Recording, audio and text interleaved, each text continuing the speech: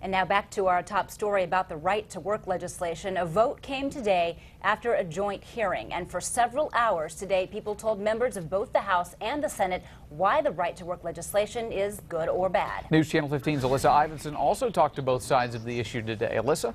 That's right. Well, the bill would basically not allow unions to require workers to pay union dues. But what that means for Indiana has very different answers depending on who you ask.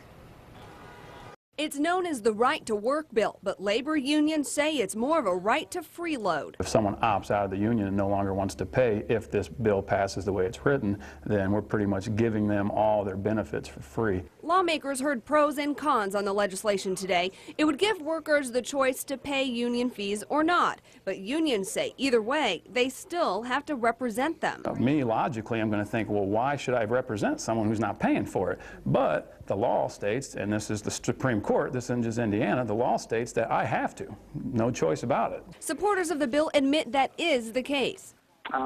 Yes, I mean that well, they're still going to be a part of the collective bargaining agreement, whether they pay the dues or not. But they also say right-to-work states have better chances of attracting new businesses, which also means new jobs. The 22 states that have it are adding jobs and income a lot faster than those that don't. In a new TV ad, Governor Mitch Daniels says Indiana misses out on a third of potential business development opportunities because it's not a right-to-work state. Overall business climate would be friendlier, more welcoming to business.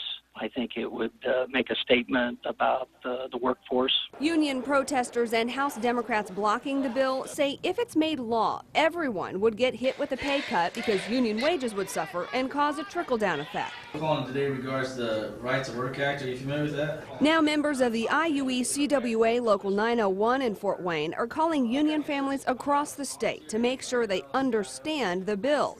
So what does right to work really mean for Indiana? Suppressed wages, I do think reduced health care, and I do think reduced retirement benefits. Adding to our the state and to our local regional economic developers another tool in their toolbox to dispel some of those projects that pass on looking at Indiana would at least take another look at Indiana. Republicans control the Senate, and the bill is expected to pass there. But in the House, Democrats are blocking the bill by not showing up on the floor and therefore not allowing a quorum to conduct business. We don't know how long that walkout could last. Live in News Control, Alyssa Ivinson, News Channel 15.